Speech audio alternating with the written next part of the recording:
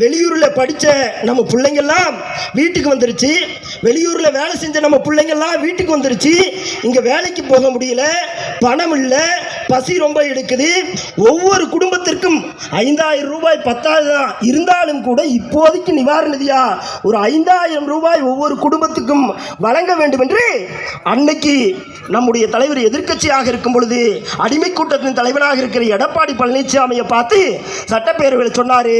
அதுக்கு இந்த வெள்ளமண்டி எடப்பாடி பழனிசாமி என்ன சொன்னார் தெரியுமா? உங்களுக்கெல்லாம் ஞாபகம் இருக்குங்களா? உங்களுக்கெல்லாம் ஞாபகம் இருக்கா?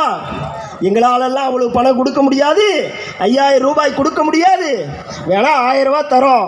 ஏன்னு சொன்னால் கஜானாவில் இருக்கிற பணத்தை எல்லாம் சுருட்டி கொண்டு நாங்கள் வீட்டுக்கு எடுத்து போய்விட்டோம். கஜானாவிலே பணம் இல்லை, முடிந்தால் நாங்கள் 1000 ரூபாய் தரோம் அப்படின்னு சொல்லிட்டு அதற்கு அடுத்தபடியாக அதே சட்டப்பேரவையில் எடப்பாடி பழனிசாமி நம்முடைய தலைவரை பார்த்து ஒரு சவால் விட்டார்.